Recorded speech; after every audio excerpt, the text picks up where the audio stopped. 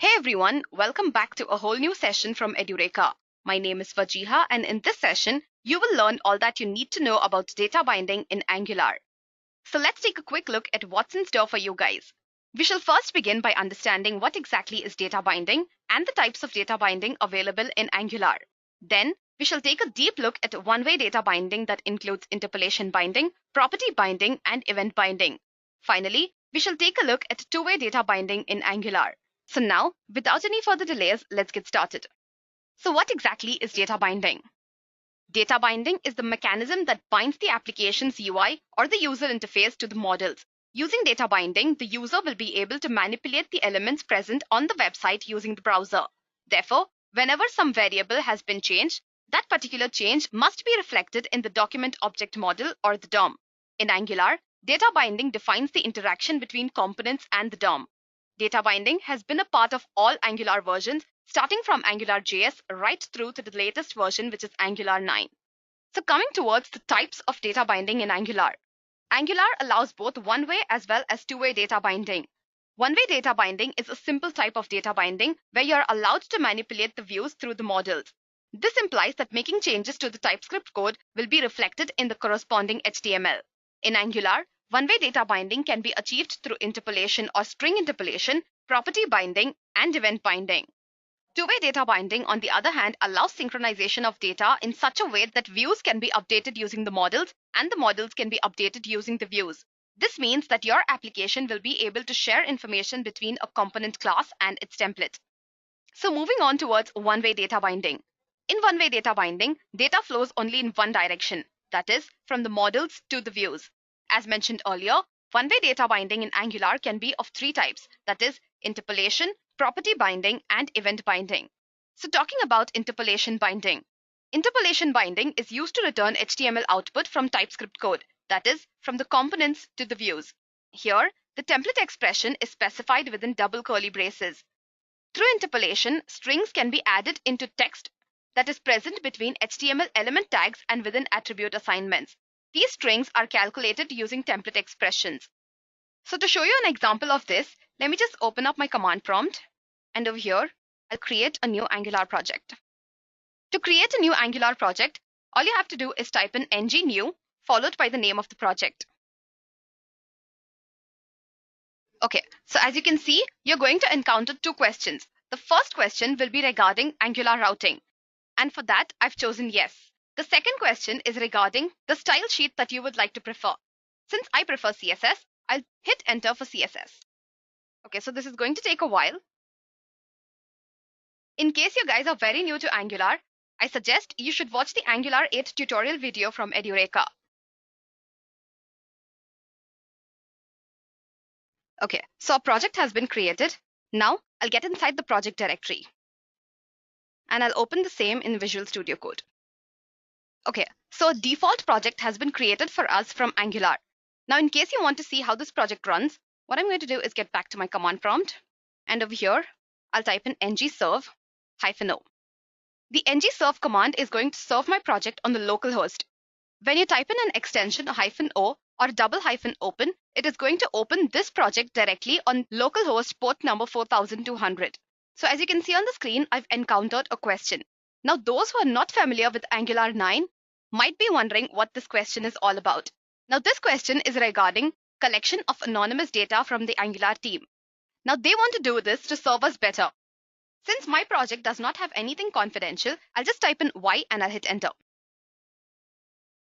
So as you can see over here, this is the default page that appears when you run your project that you've created.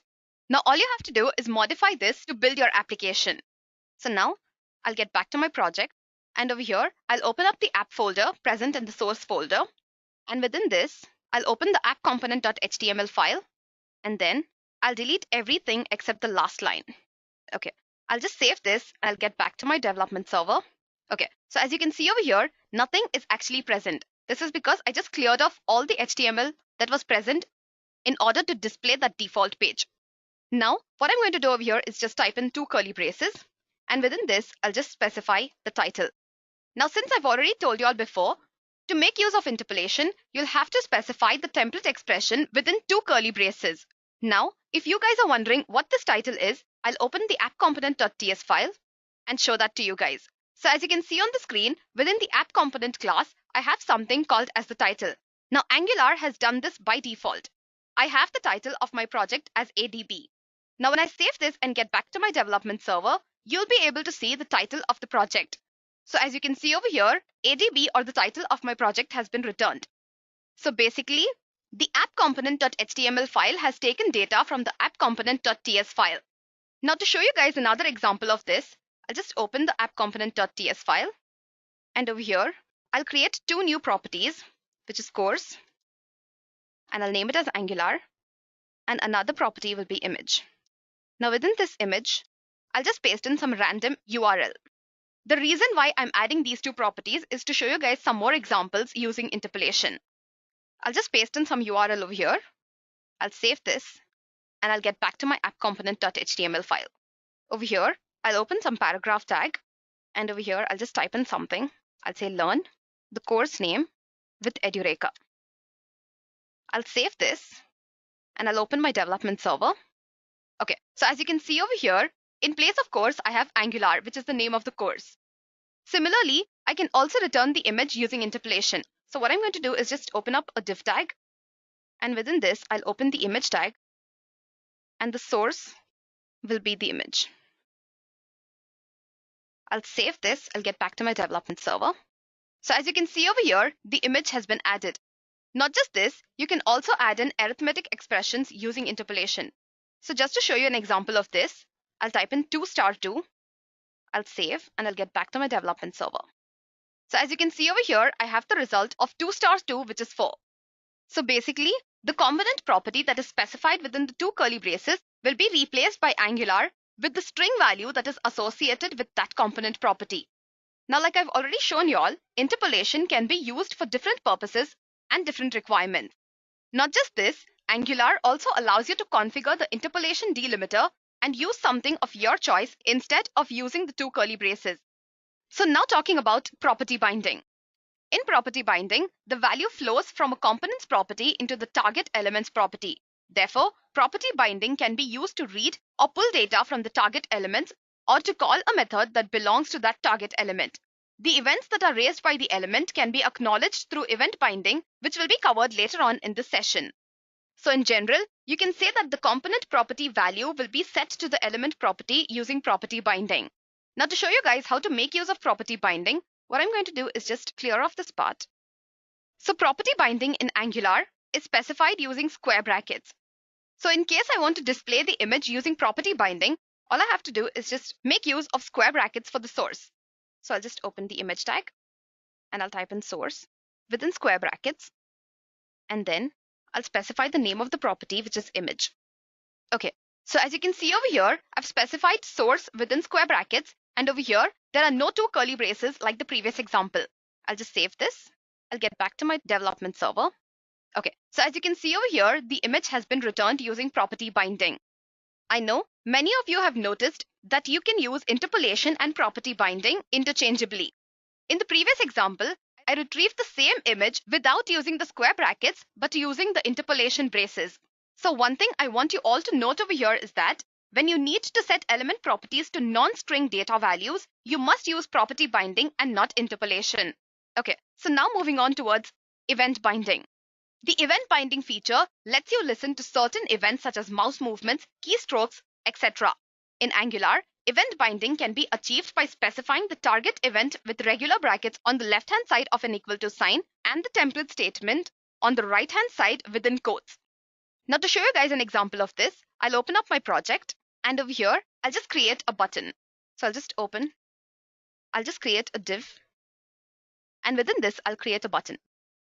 So over here, the target event is going to be click, and the template statement will be go back. I've not created this function yet. I'll get back to the app component.ts file, and over here, I'll just create a go back function. So it's going to be a simple function, which is not really going to return anything. So I'll just type in go back.